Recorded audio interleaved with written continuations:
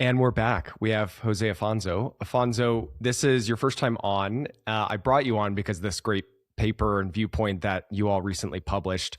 And I'll link it in the show notes, and that will primarily be the topic for today. For people who aren't familiar with you or haven't read your work, can you tell us who you are and what you do?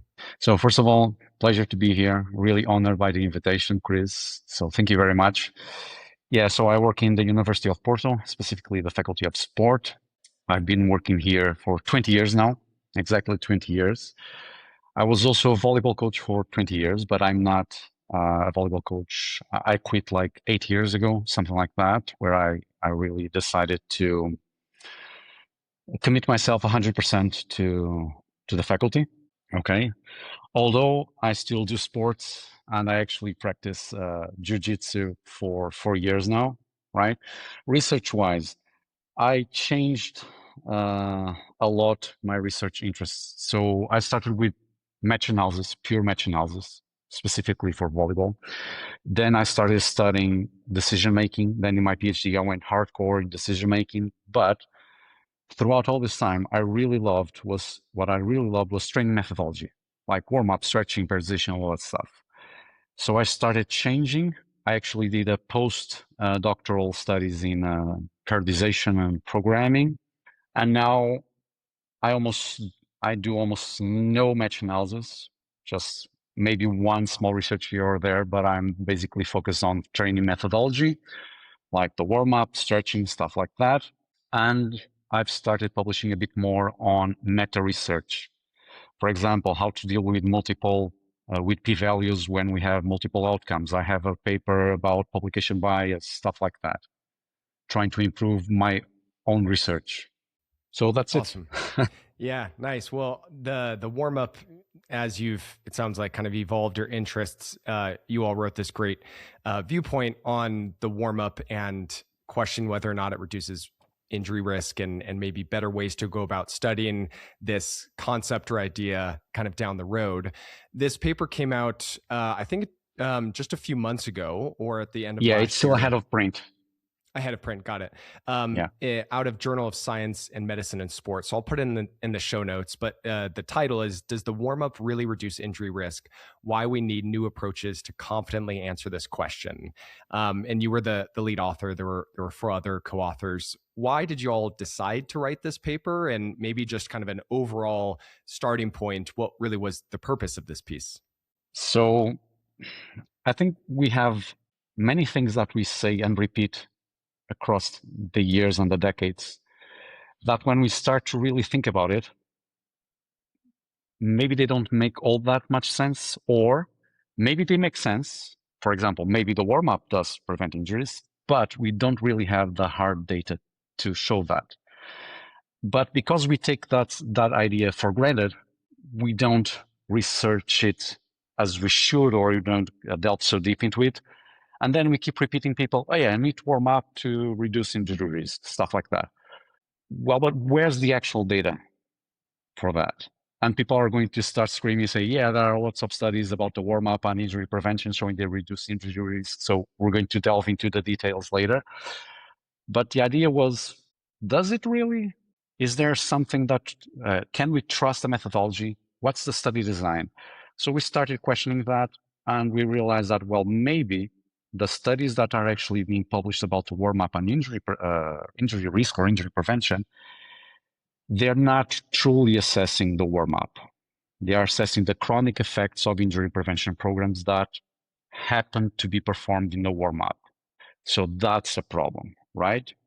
Now, side note, and this is another problem that affects injury prevention research in general.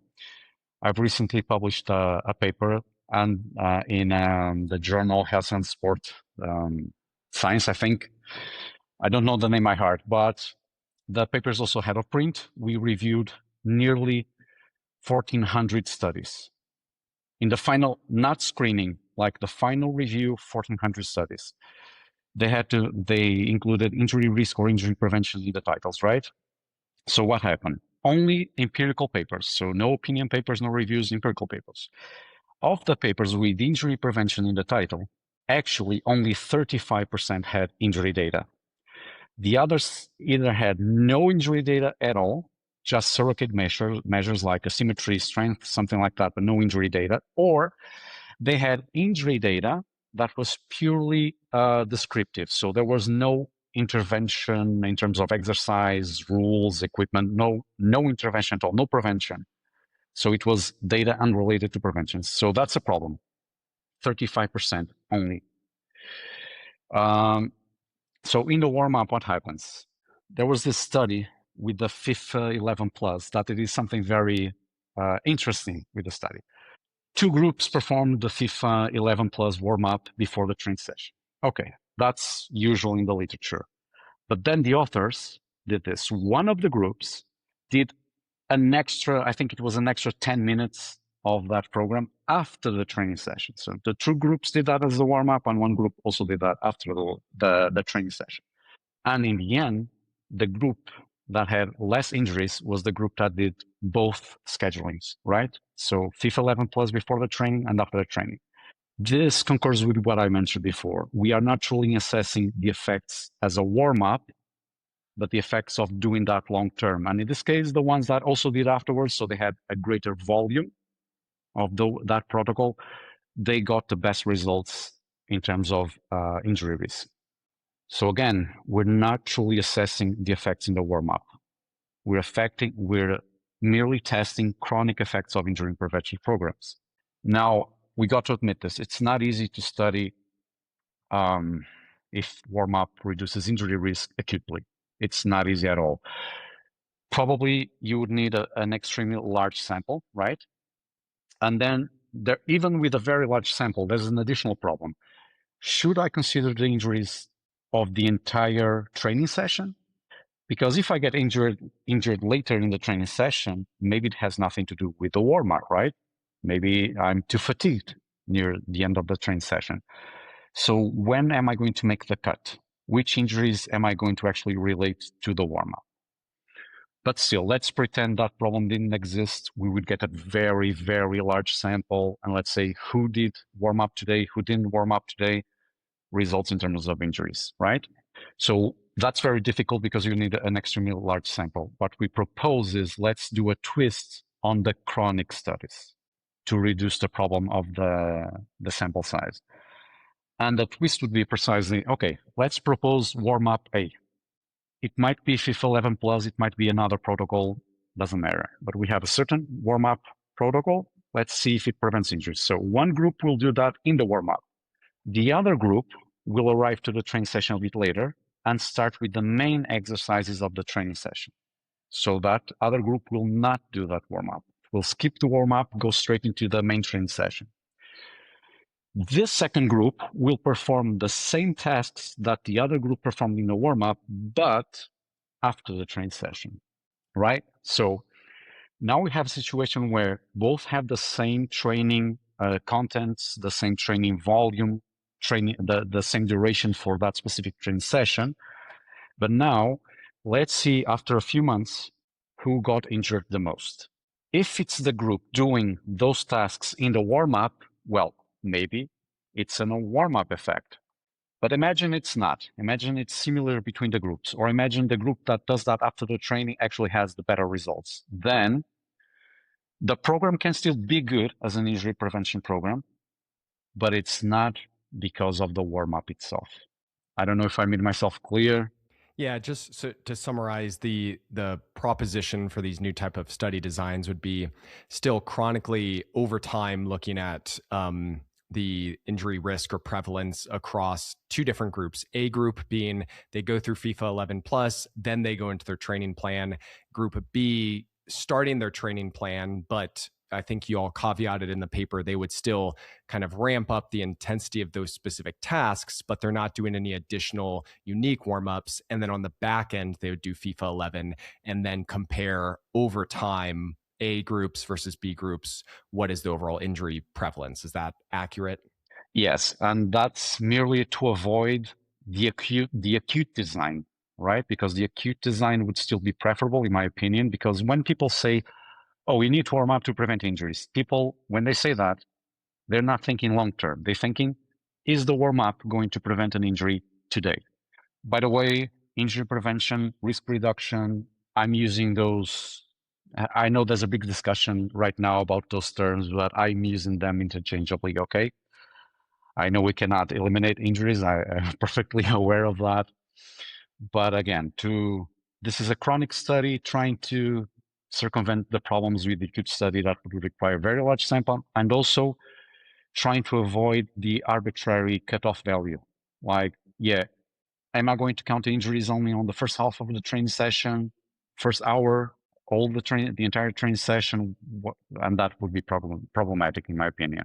Yeah, how would you assess, let's say you have those two different groups and then you collect this data over 3 months, 6 months, a year, and the injuries that occur in both groups, there's some injuries that maybe occur in the first, few minutes of a training session, the first half, and then towards the end. Would it just be looking in totality, and then comparing across the groups the total number of injuries, and then also comparing at what point did these injuries occur? Would that How would you kind of self-select or determine whether those, the program, the FIFA 11 plus on the front end, or just going into training, if there's injuries occurring early on in both groups or in the middle or towards the end, what would be the determination of, is this influenced by this specific front end plan? Perfect. So to start off, and that's the proposition of the paper, we would consider the overall injury rate, okay? Because if in the end there are no differences in terms of injury prevalence, for example, well, then maybe there's not such a supporting role for the warm-up in terms of injury prevention, okay? There might be other goals for the warm-up. But then, yes, as a second step, it would be super interesting to check if the types of injuries are different and also the moment where they occur in the training session.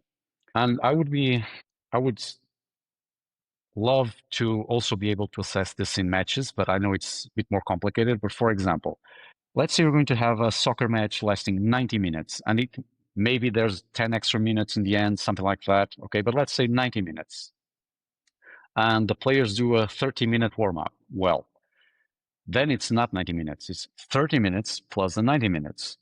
Is it possible that those 30 minutes of warming up might increase injury risk later in the game? So can they reduce injury earlier on, but aggravate the situation for those who play the entire game? We don't really know that. It would be interesting to explore that. Maybe we could do a shorter period of warm up in the matches, for example, 30-minute warm up for the match versus 10-minute warm up for the match. Do we have differences early on and later on? That would be super interesting. Of course, the paper proposes starting with training sessions because the warm-up for the matches has several protocols. Teams might not be willing to change. Some sports have specific protocols that the teams need to go through, regardless if they feel like it or not. So it's a bit more complicated, but it would be the same principle, yes. Is there a standardized definition for the warm up as a whole? And if not, what is your kind of working definition of what constitutes a valuable warm up? So for me, almost anything can be classified as a warm up. For example, if you go check many sports or coaches, they like to run as a warm up. So in many contexts, running is a warm up, and then you do other stuff. But in other contexts, people actually warm up, do some other task to then run. So why is running valid as a warm up in certain contexts and in others they don't consider it running warm up? They consider it the main task, right? And they do other stuff prior. And basically anything that puts us moving is a warm up. In fact, even if I don't do a warm up in the formal sense, I will still warm up informally.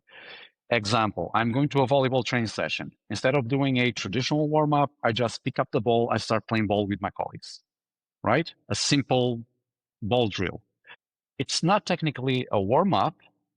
It might even have technical criteria or success criteria. It could be considered a main drill, but I'm still warming up doing that drill. So if almost anything can be considered a warm up, then why are we still telling people that they have to do this specific warm-up or that specific thing for the warm-up if we can do several different things? Can you run for the warm-up? Yes, you can run. If you like to run to warm up, go ahead, run. But if you want to stretch, yeah, you can also stretch. It's not mandatory, but if you want to, go ahead, knock yourself out, right? But let's say you go to the gym. You don't like to go to the treadmill or to the cycle ergometer. You don't like that. Okay, it's chest day. Just go directly to the bench press. Oh, but am I going to do it straight ahead? Yes, do it straight ahead. Because, first of all, most people will not work with one RM, right? Let's say you do 12 repetition maximum. You can even use the initial repetitions to warm up.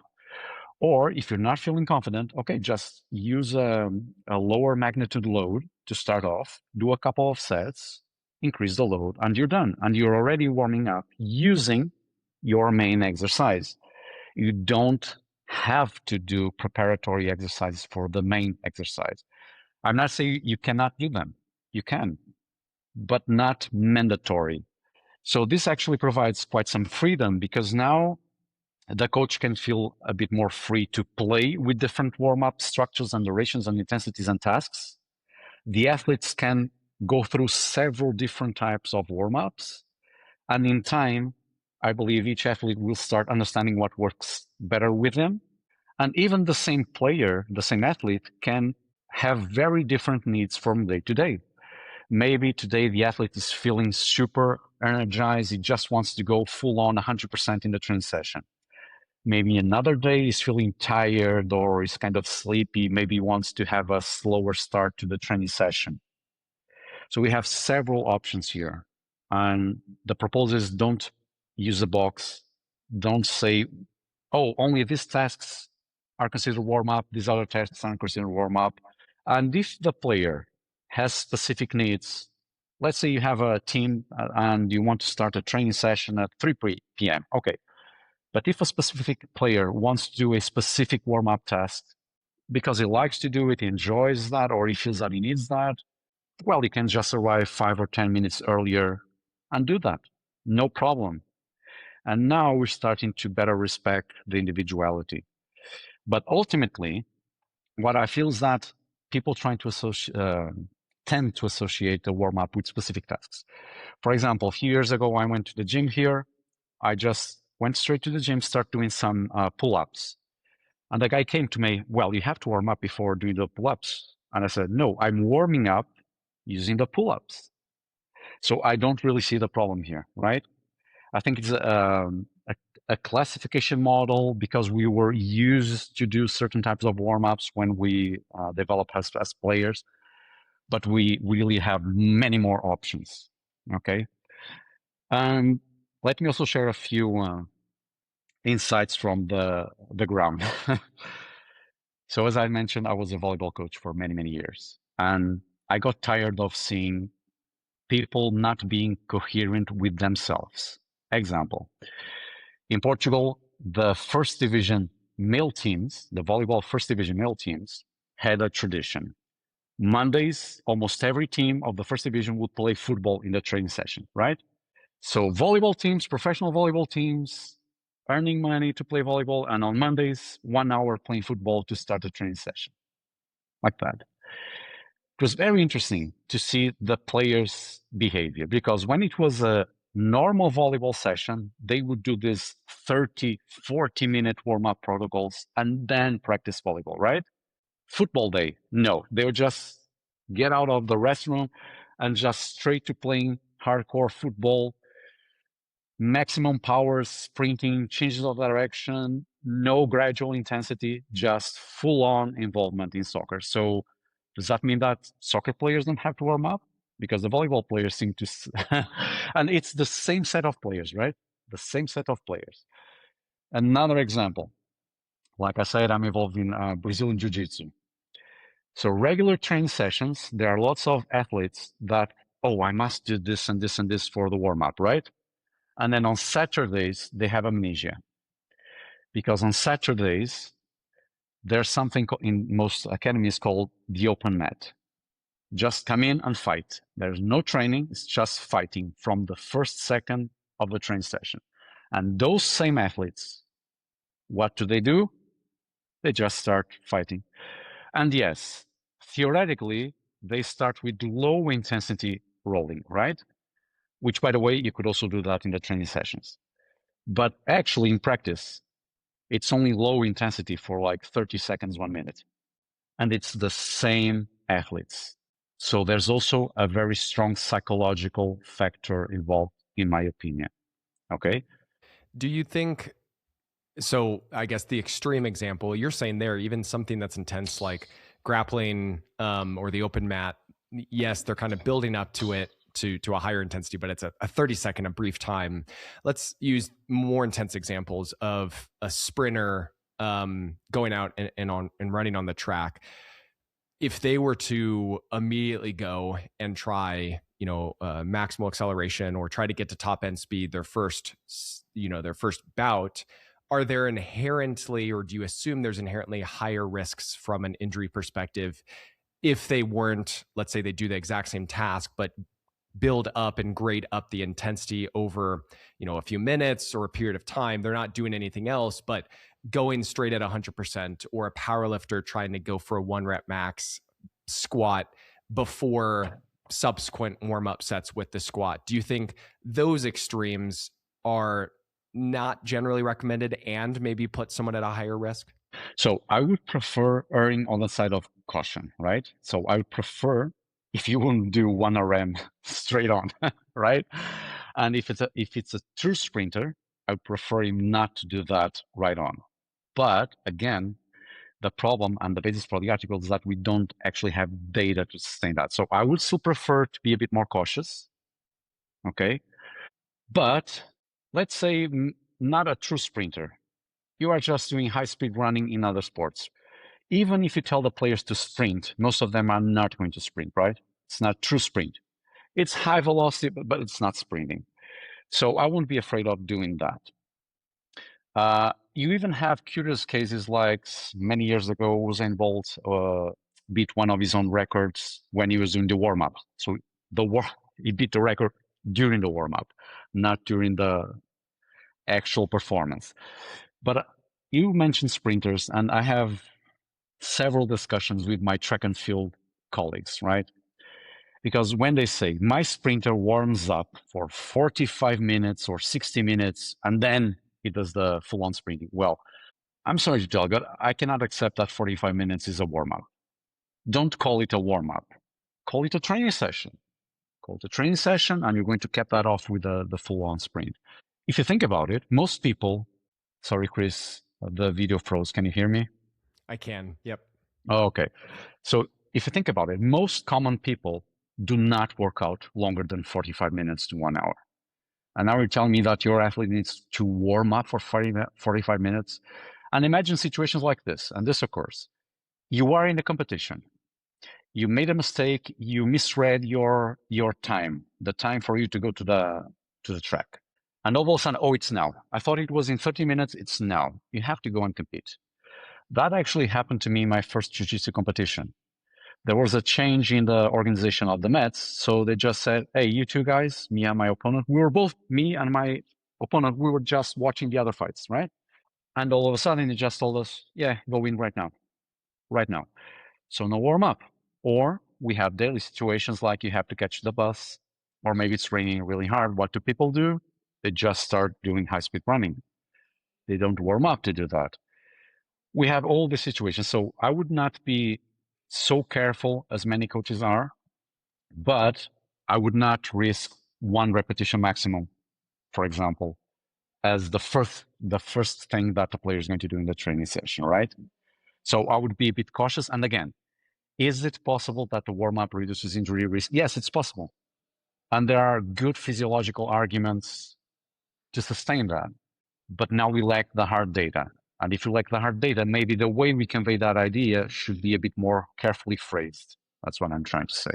Can you touch on some of those physiological arguments as to what that buildup of the warm up is doing to the nervous system, the tissues, to make an informed assumption that it's helping out with reducing injury? What are some of those like physiological assumptions?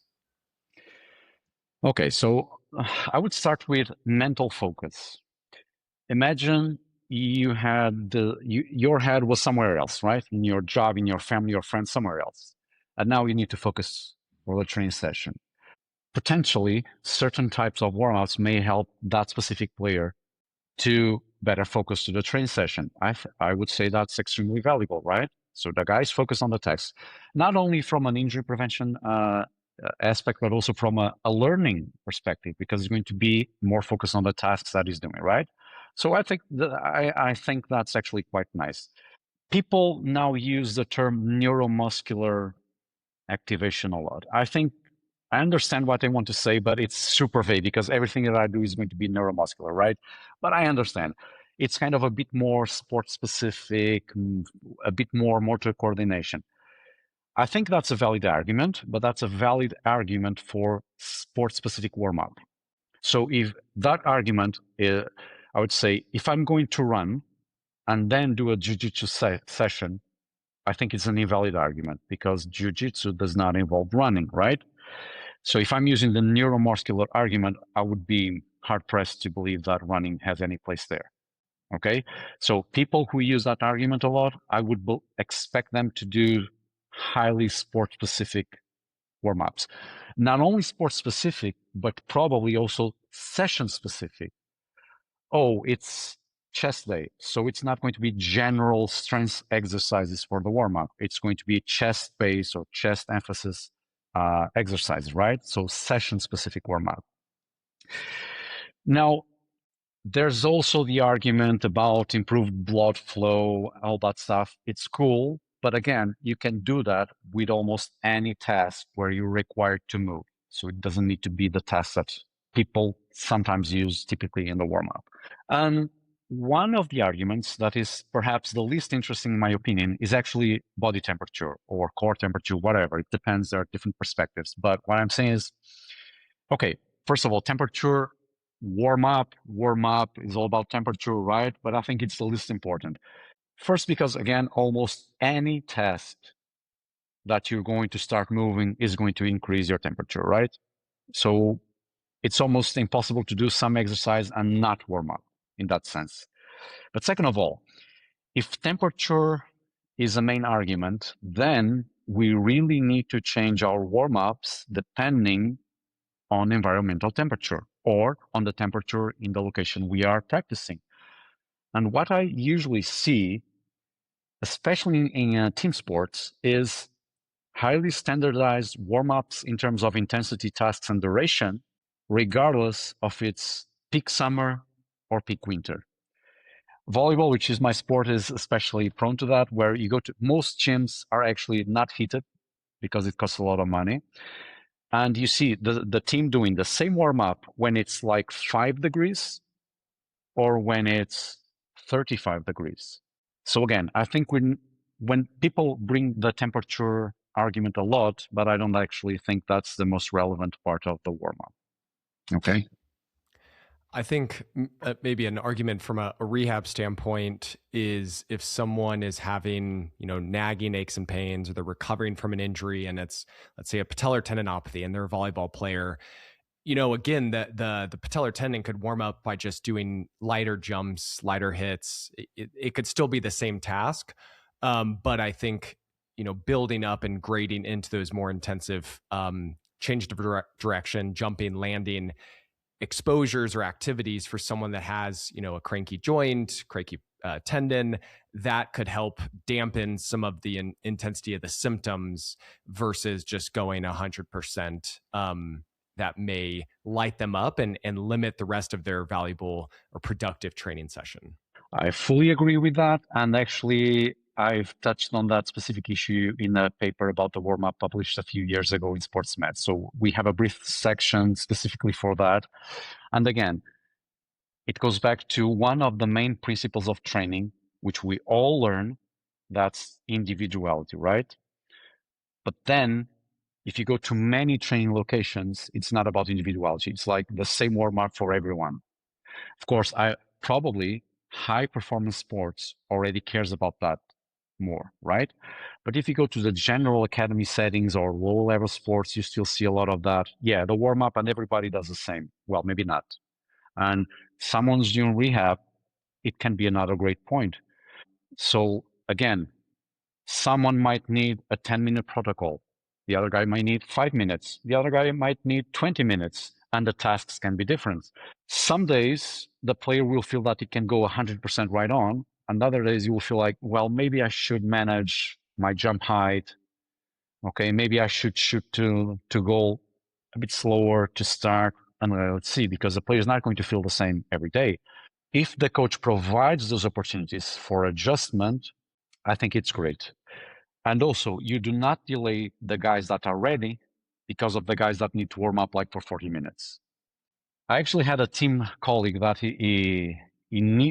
mentally, he absolutely needed to do 40-minute warm up. So the coach solved the problem. You arrive earlier because your colleagues are not going to do that just because of you.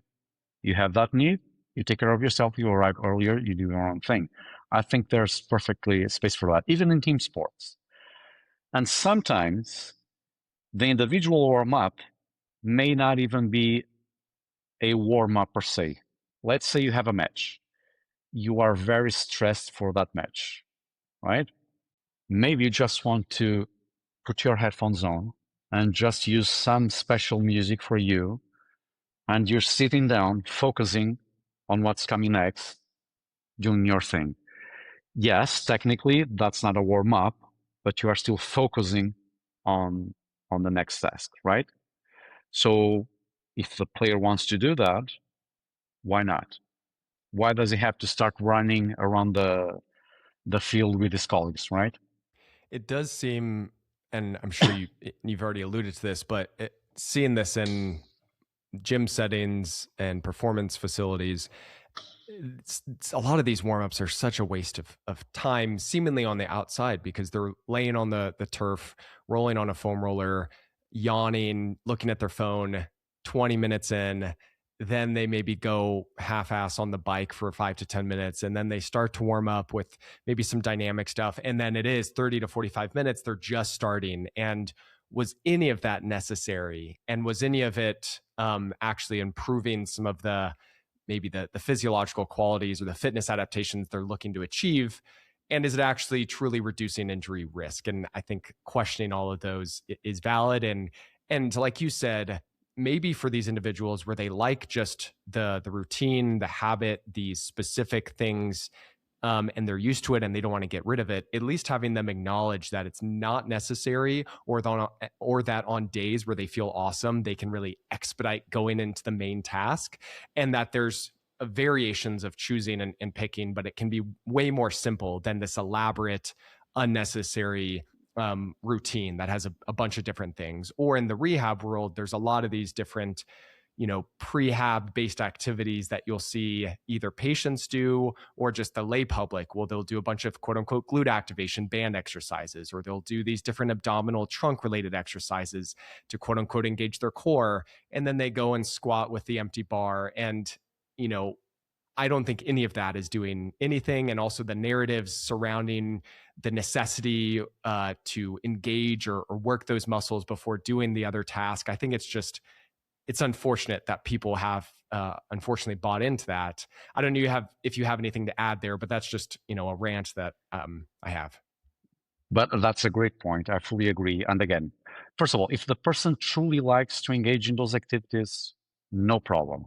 Okay. As long as that person is not going to delay the rest of the colleagues through that. But like you said, many people actually do that and they are bored doing that, or they hate doing that. And they're not doing that because they believe it's important. No, no, no. Sometimes they actually feel it's a waste of time. They're doing it because the coach told them to do, or the physio told them to do that. And that's where we need to stop thinking, what are we doing? Are we just wasting the person's time? I know lots and lots of people that actually arrive late to the training sessions on purpose to skip the warm up. And because again, it's warm up tasks that they don't feel it's relevant for what they're going to do.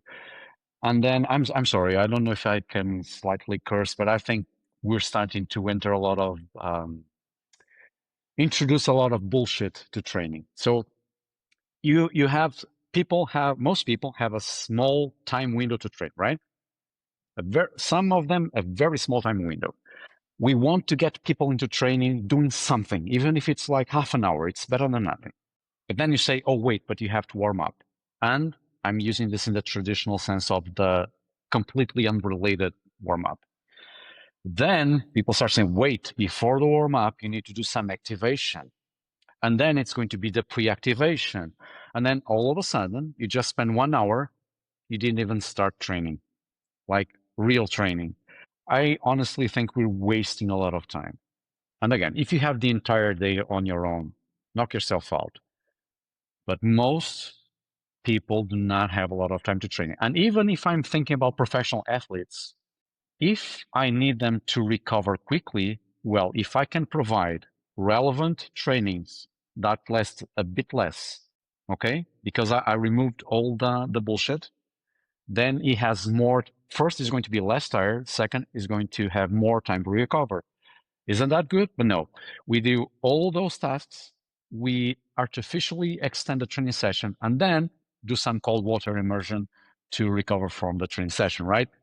And again, more time occupying that player that could just be at home resting with his family, right? So I agree with you. I think, and we might also be inducing the nocebo effect. Oh, you need to warm up. Otherwise, oh, you need to do this specific, like I said, glute activation. Drew, like if the glutes were amnesic or something like that. Uh, Come on, guys. If I can walk, my glute is activated, right? But whatever. So if I'm telling people you need to do this, otherwise you're not going to perform, or you're going to get injured, I am actively inducing the nocebo effect. And like you mentioned, the word narrative. We are building a narrative that's highly problematic, in my opinion. And let's go back to the literature. Even in terms of acute performance. Oh, if I warm up, am I going to have in the next 5 minutes increased performance?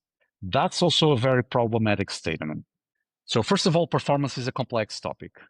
How do I assess basketball performance, for example? Oh, the player is a bit slower. Well, maybe slower because he's managing the effort, sparing himself to the end of the game, right? So I don't know if it's because of he's not ready or he's managing the effort strategically. Or maybe he's not performing as well. Well, maybe that has to do with the opponent. Maybe the opponent is being able to cancel his strong points. So maybe he's performing poorly because of that. So it's very difficult to assess actual sports performance after a warm up. Then what does research do? It does what it can do, right?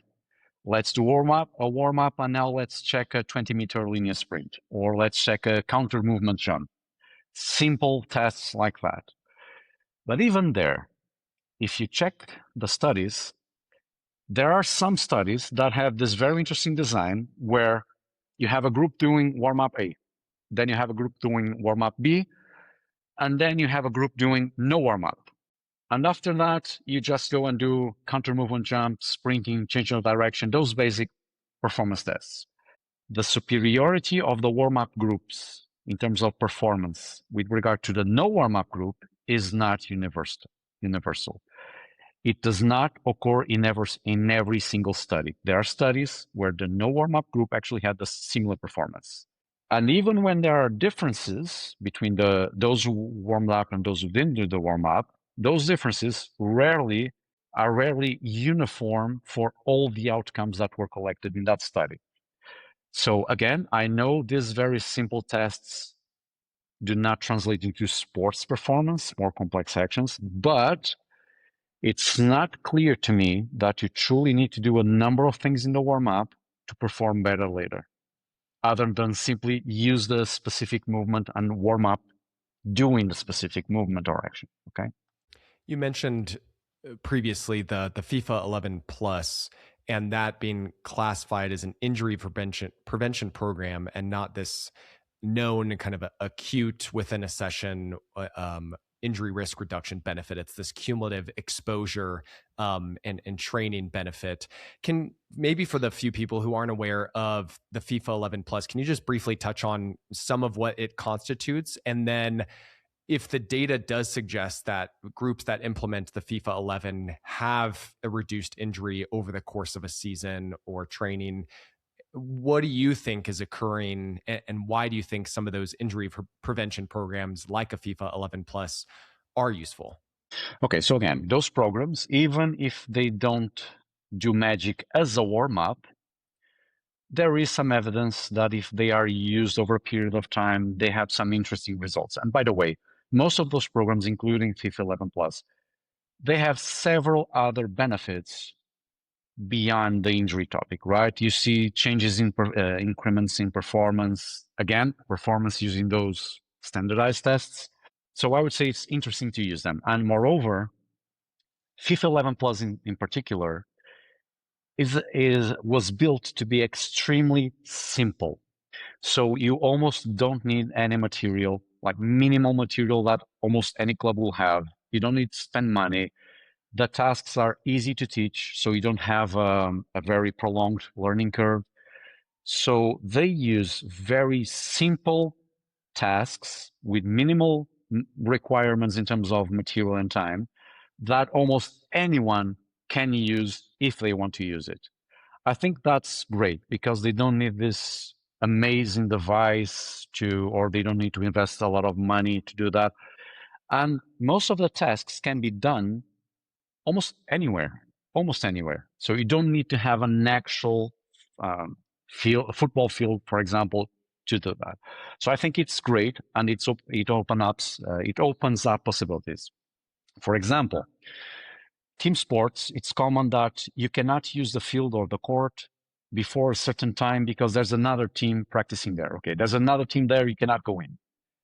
Well, you cannot go in, but usually you have some space outside that, right? Maybe a corridor, maybe a room, something like that. So usually you have some space. And if you have some space, you can do something. Maybe your athletes can arrive earlier. Well, why not take the time to do physical preparation with the players, right? And FIFA 11 Plus can be one of those options.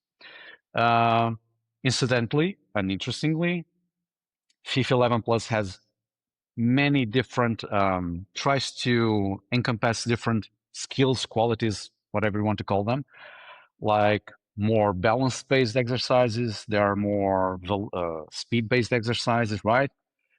What it does not have is stretching, which is another topic. I'm not, I actually agree with their option. So, but honestly, if people want to use that, I think it's great. But I would not expect that to have a magical effect on injury rate, even long term, right?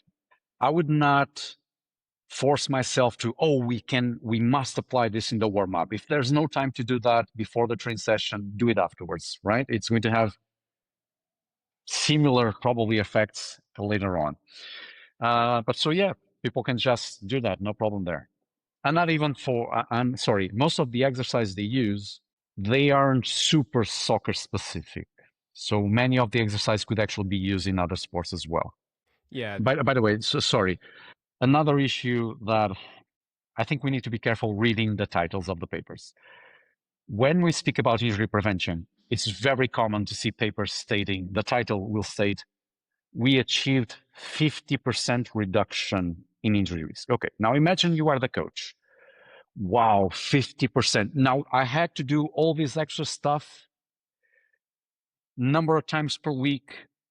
My players got tired instead of resting because I had to do all this extra protocol several times a week, right? But if it reduces injury rate by 50%, that's amazing. But that's relative risk. And sometimes when you go to the absolute risk, it's like, yeah, it was 1%, now it's 0.5%. Now, as a coach, I don't know if I really want to spend all that time doing that protocol. But of course, the papers will use the 50% relative risk and not the absolute risk in their titles. Sorry. No, that's helpful to elaborate on. maybe we dive into that just a little bit more. So absolute risk, that 50% reduction, absolute risk is massive, especially if the risk is high. But the relative risk, let's say per 1,000, training hours or exposure hours, there's maybe you know, uh, two individuals or whatever the amount is of injury, that small, really small amount per the number of training hours or exposures is cut in half, but it's already a very small number that it's a huge difference than saying this 50% absolute reduction. I don't know if I explained that well, but can you give a little Yes. bit more, maybe give an example of what an absolute risk 50% reduction would mean versus the 50% relative? So it's what I'm saying. Let's imagine when I see 50%, psychologically, it's this huge number. But when I go, well, it was one injury per 100 players, and now it's like or one injury per 200. Now, if I have to spend 5 minutes in that program, it still pays off. But if I have to spend hours upon hours each week doing that, now there are trade-offs. And by the way, we don't even know the trade-offs in other injuries. Example, hamstring injury research. Most research about hamstring injuries only assesses hamstring injuries. But now you have a problem. What if I reduce hamstring injury risk, but I increase quadriceps injury risk? So if you don't do the full assessment, you are telling people this is great when actually there are trade-offs and we are not considering the trade-offs. So that's another problem. And again, nothing against injury prevention programs, but I think people are overplaying what they actually do in terms of efficacy and sometimes potentially neglecting the trade-offs. Yeah, they seem like great options for organizations and groups that are time constrained and equipment and resource constrained. And compared to maybe football clubs or volleyball clubs that don't have any structured strength conditioning plan, this is giving them some stimulus from a plyometric standpoint, from a body weight resistance standpoint with the Copenhagen variations, the Nordics, et cetera. Would you say that the FIFA 11 Plus compared to a 2 to 3 times a week, well structured strength conditioning routine is probably comparable or not as beneficial as like a well-rounded, more comprehensive, progressive S&C plan? It's hard to answer that because that's another trick that those programs use. Often those studies compare, let's say, FIFA 11 Plus or another specific injury prevention program. They compare to another group, and the other group is usually doing standard warm-up or usual warm-up. The problem is, I don't know what's the usual warm-up. I don't know what's a standard warm-up. And especially in cluster trials, if you have 20 teams in the control group, what's the standard warm-up? I don't really know what each of them is doing. So that's already a problem because, yeah, this prevention program was superior, but superior to what exactly? We don't even know what they were doing in the warm-up. By the way, we don't even know the duration of the warm-up, what types of tests they did. Of course, not all studies commit this mistake, right? But there are many studies committing this mistake, even in the top 3 journals in sports sciences, right? And I'm talking about recent papers, so it's not like I'm doing a strawman attack. The other strategy that I often see is choosing a purposefully very dated warm-up style, like, okay, now just run, now just rotate your arms, now just do static stretching for 5 seconds a position, stuff like that, which is clearly going to lose in comparison. So the strawman approach. So again, I'm not saying those programs aren't useful, but I think we need to be a bit less optimistic when implementing them. And like you said, probably if you have a long-term, well-structured strength and conditioning program, probably you're going to solve a lot of your injuries, right? But and now what I'm going to say now is specifically for high performance sports. In high performance sports, you have something that is actively going against injury prevention, and that is more competitions. So you have each time more competitions, more traveling, more stress, less time to train, less time to recover. When you see data with soccer players that do 70 matches a season, I don't really believe a player can do that for, maybe can do that for one season, but doing that for several seasons, I think it's extremely difficult. And I understand it's all about money, all about the TV broadcasting, right? I understand that. But then you have an entire technical team and medical staff trying to prevent injuries, and the entire sports organization is actually going the other way, and they don't care about that. So what I feel high performance sports is going to have to do, especially team sports, is they're going to have, the teams will need more players to better rotate the players during the week, during the matches. Otherwise, I think it's a losing battle that we're fighting, honestly, especially in very high profile sports like soccer. Yeah, maybe I'm incorrect here, but I feel like this has been talked about in the NBA, maybe other professional organizations where the athletes that have the most exposures or that are in the game the longest, there's almost a protective effect versus the players that go in very infrequently. And maybe I'm misinterpreting that, but is there also an argument to the people that are the most consistent with performance at a high level frequently are the most prepared for said thing, but also they have the most exposure and inherently the most risk because there's the most exposure. Do you have any thoughts on that, or am I incorrect in that kind of somewhat contradiction? Yeah, so I think we probably have a nonlinear relationship. So if you are below a certain level of demand, you're going to be chronically underdeveloped. Let's put it like that, right? So probably not ready for the demands. And I'm going to give you a specific example from soccer in a bit. But maybe in the other extreme, if you are a soccer player and you have to do 70 matches a year, maybe we're going to the other extreme. And again, like I said, maybe one season is okay. 2, 3 seasons like this is going to be very difficult. Now, basketball has something great. They rotate the players a lot more, right? Even within the same match, they rotate the players a lot more. And I think that's great for several reasons. And maybe one of them is to manage the effort and the injuries, stuff like that. Again, we know stuff like the acute chronic workload ratio. We cannot really use that prospectively. So it's just a number. It's interesting to use if you combine it with other data, but it's not going to, you should not make a decision based on that. It's my point, right? But so again, you have some players that are going to be overexposed. So too much traveling and competition, little time to train, to develop, and also to recover. And in the other extreme, you can have the guys that are always underdeveloped. And the problem I've seen recently is in the younger teams because they are copying planning models from the professional teams. If you have a professional team that you have like 2 or 3 official matches per week, yeah, for sure, you cannot train all that hard because you need to really focus on recovery.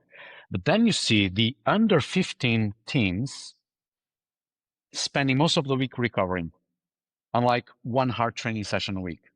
And that's extremely dangerous because now you're going to have match demands here, but your weekly demands are systematically over here. If you train like this all the time, how are you ready when the match demands this from you? So now you have chronic underloading, and then you can do all the injury prevention you want. You're not ready to perform in the game. First of all, you're probably going to underperform. But secondly, how are you going to handle the last 10 minutes of the match? You're not ready for that, right? It's like a fighter, let's say a Muay Thai fighter. There are lots of Muay Thai competitions where they have to go 5 rounds of 5 minutes.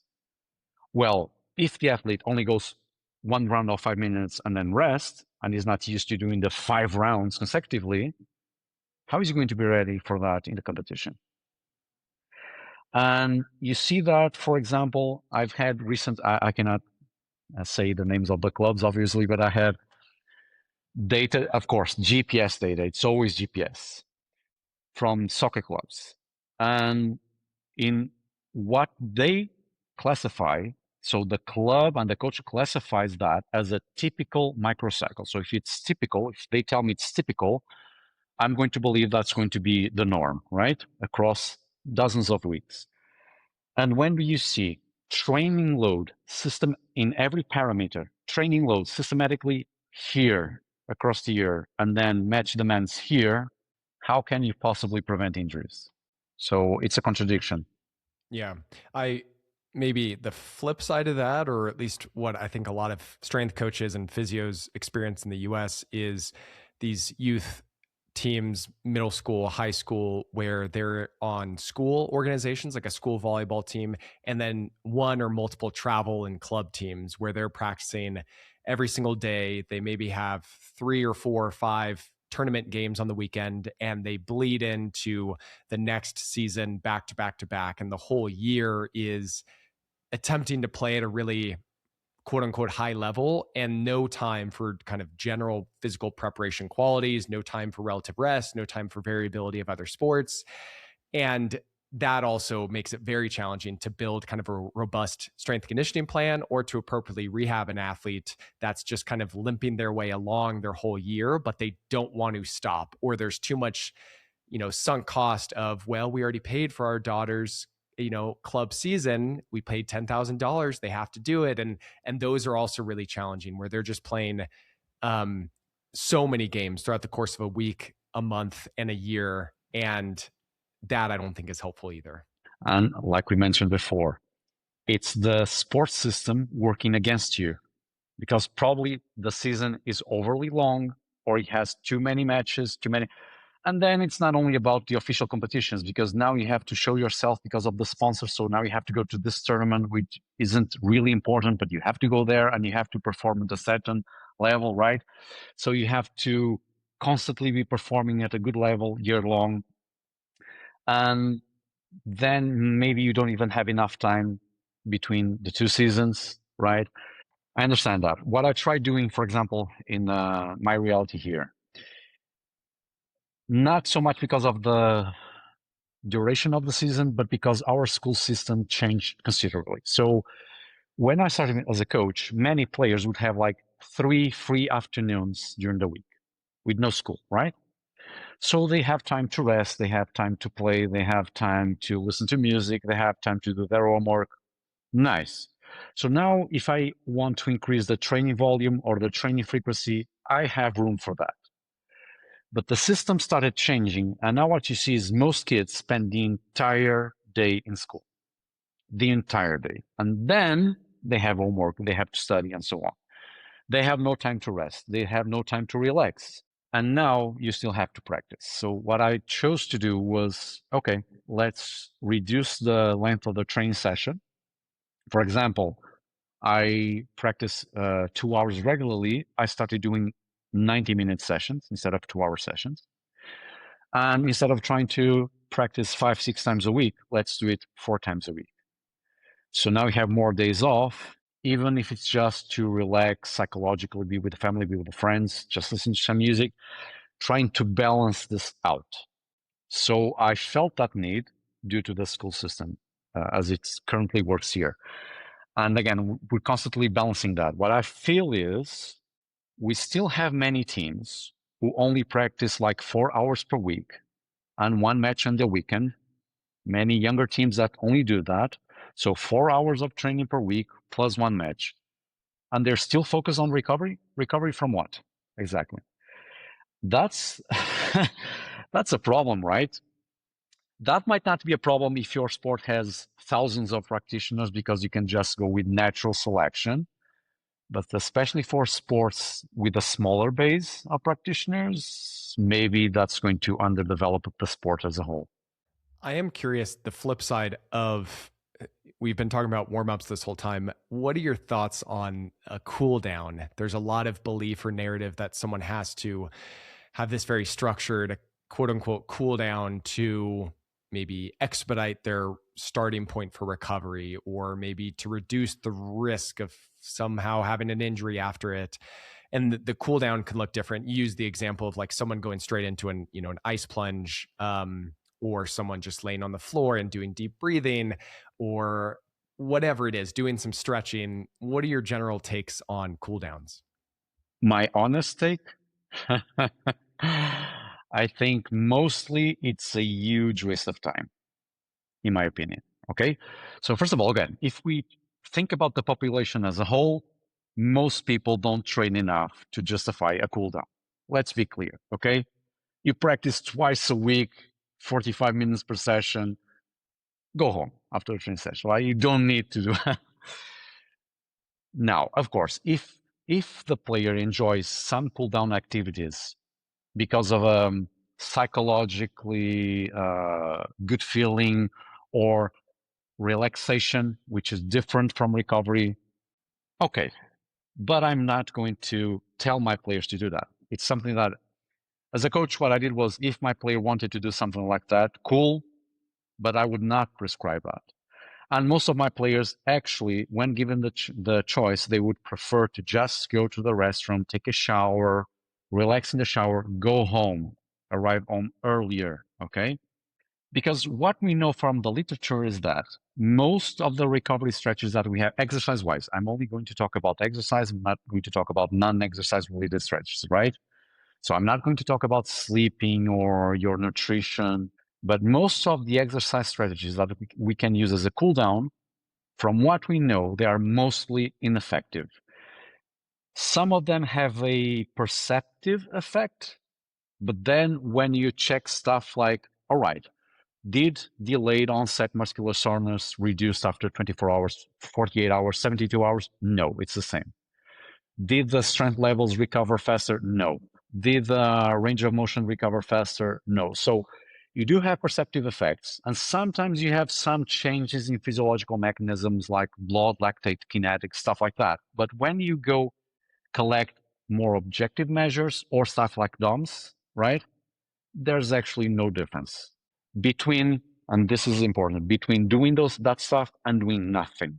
So when you compare, for example, stretching is a case like that. If you compare stretching with the guy just sitting down doing nothing, it's the same in terms of post-training recovery. Again, it may provide relaxation, a feeling of relaxation, but not recovery. But we also, so the glass half full, right? On the flip side, we also don't have data showing that those protocols are impairing recovery, especially because usually they are performed at low intensities, they don't last too much, right?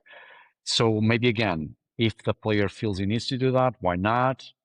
If not, just let him go home, because it's time that you are forcing the player to stay there again.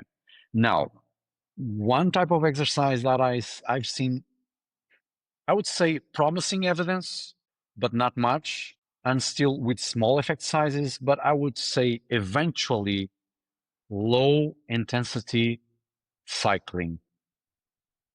Okay, I would go with that. But again, very cautiously, no big statements about that. Stretching, purely optional. Okay. Yeah, I like your take, and I would agree with it.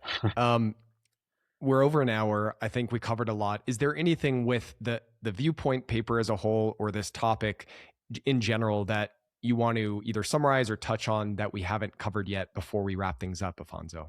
Okay, so maybe something specific about the warm up, and this is specific for the match warm up.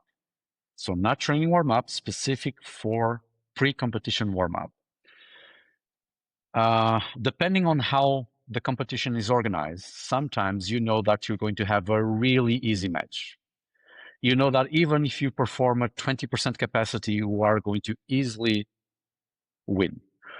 Or it's a difficult match, but it's not really important. You are already the champion, so you can just play that match with no responsibility, right? So there are many matches, especially in younger teams, and depending on how it's structured, where the match itself is not going to be a good stimulus. Like, you know we're going to win easily to that team. So the match is not a stimulus. So now we're going to waste a morning or an afternoon to learn nothing, basically. Okay. When I had a chance, and this of course depends on the availability of the facilities, what I did was, instead of a warm-up for the competition, the warm-up would be a full-on training session. So I say, for this, before this match, we are going to warm up for an hour and a half. Only it's not a warm up. It's a full on high intensity training session. Oh, and now we have to play against the opponent. Okay, so I did that a lot. It's easier to do in younger teams, especially because sometimes you know that there's an extreme imbalance between you and the opponent. And that is a great way, in my opinion, to instead of just having a match with no stimulus, now you can do an extra training session and again contribute to the long-term development of your players. So if that's your scenario, I would strongly advise people to try and implement that. I like it. Anything else, Afonso, before we close things out? No, I'm cool on my part. If you want to touch on other topics, that's good. I think Otherwise, we I think that's covered it. enough. I would love to bring you back on because I think there's a lot of other topics or other papers of yours that I would, and I think the audience would really enjoy listening to and hearing more about. We will link your viewpoint and some other papers in the show notes. This was a great conversation. Hopefully, people Thank you so feel much. a little bit of sigh of relief that they don't have to be so specific about warmups. They have a lot of flexibility. If they have routines and they're aware that they don't have to do it or it can be variable, I think that's the biggest takeaway here. Cooldowns are largely a waste of time. I like the summary. Thank you so much for your time. We'll call it there.